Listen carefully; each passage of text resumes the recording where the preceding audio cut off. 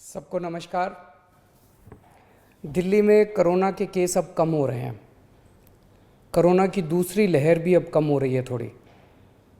आप सभी के सहयोग से लॉकडाउन भी सफल रहा। हमने पिछले कुछ दिनों में ऑक्सीजन के बेड भी खूब बढ़ाए हैं। कल ही जीटीबी हॉस्पिटल के सामने 500 नए आईसीयू के बेड चालू किए हैं। अब दिल्ली में आईसीयू और ऑक्सीजन के बेड्स की कमी नहीं है। दिल्ली में वैक्सीनेशन पूरे ज़ोर शोर से चालू हो गया है। लोगों में खूब उत्साह है। मैंने खुद देखा है दिल्ली सरकार के स्कूलों में जहां वैक्सीनेशन हो रहा है। मैं कई स्कूलों में गया, लोगों से बात की। लोग बहुत खुश हैं और अच्छे से अपना वैक्सीनेशन करवा रहे हैं। मैं अपने स्कूल स्टाफ और फ्रंटलाइन वर्कर्स का धन्यवाद करना चाहता हूं जो वैक्सीनेशन में लगे हुए हैं। अभी हम 1.25 लाख डोज रोज़ वैक्सीनेशन कर रहे हैं। इसको जल्दी हम रोज़ 3 लाख से अधिक लोगों को वैक्सीन लगाना शुरू कर देंगे।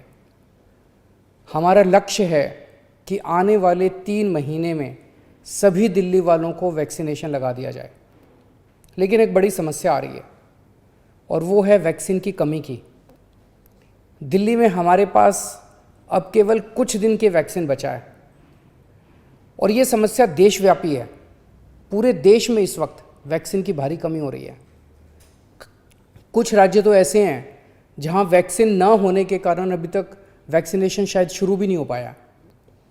वैक्सीन की कमी देश के सामने इस वक्त बहुत बड़ी चुनौती बन गई है। आज केवल 2 कंपनियां वैक्सीन बना रही हैं। ये दोनों मिलके महीने में केवल 6-7 करोड़ वैक्सीन बनाती हैं। तो इस तरह तो हम देश के हर व्यक्ति को वैक्सीन लगाने में हमें 2 साल से ज़्यादा टाइम लग जाएगा। तब तक तो कोविड की पता नहीं कितनी लहरें आ जाएंगी, कितनी बर्बादी हो जाएगी। इसलिए ज़रूरी है कि हम भारत में वैक्सीन का उत्पादन युद्ध स्तर पर बढ़ाएं और देश के हर नागरिक को अगले कुछ महीने में वैक्सीन लगाने की राष्ट्रीय योजना बनाएं। जब तक हर भारतीय को वैक्सीन नहीं लगती तब तक ये जंग जीती नहीं जा सकती। मैं आज एक सुझाव देना चाहता हूँ। वैक्सीन बनाने का काम केवल 2 कंपनियां ना करें, कई कंपनियों को वैक्सीन बनाने में लगाया जाए। केंद्र सरकार इन दोनों कंपनियों से वैक्सीन बनाने का फार्मूला ले ले और उन सभी कंपनियों को दे दे जो सुरक्षित तरीके से वैक्सीन बना सकती हैं। ऐसे कठिन समय में केंद्र सरकार के पास पावर है कि वो ये कर सकती है। वैक्सीन बनाने का फार्मूला सार्वजनिक करके उन कंपनियों को दे सकती है जो वैक्सीन बनाना चाहती हैं और ये सुनिश्चित किया जाए कि भारत में जो भी प्लांट वैक्सीन बनाने में सक्षम है उन सब में वैक्सीन का उत्पादन होना चाहिए और हर भारतवासी को वैक्सीन लगनी चाहिए। यही एक तरीका है जिसके द्वारा हम जल्दी से जल्दी सभी भारतीयों को वैक्सीन लगा पाएंगे।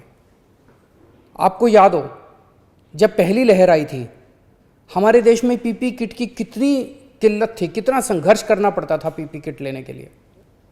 सोचो अगर उस टाइम केवल 2 कंपनियों को पीपी किट बनाने का अधिकार होता तो क्या आज देश में पीपी किट मिलते? लेकिन ऐसा नहीं हुआ। आज कई भारतीय कंपनियां पीपी किट बना रही हैं। इसलिए हम किसी और पे पीपी किट के लिए निर्भर नहीं हैं। भारत में बेहतरीन इंडस्ट्रियलिस्ट हैं। हमारे पास दुनिया की सबसे बड़ी फार्मा कंपनियां हैं। हमारे पास विश्व के सर्वश्रेष्ठ वैज्ञानिक हैं। मैं निश्चित तौर पे ये कह सकता हूँ कि यदि उन्हें अवसर दिया गया तो वे अपना भरपूर सहयोग देंगे। वैक्सीन का उत्पादन करने वाली कंपनियों के लाभ का एक अंश हम रॉयल्टी के रूप में उन दोनों कंपनियों को दे सकते हैं जिन्होंने मूल फॉर्मूले की खोज की है।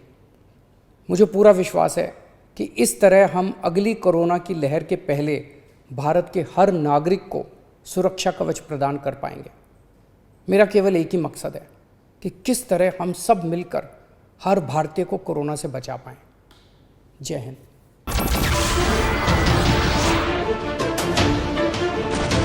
नमस्कार, मैं हूं मानक गुप्ता।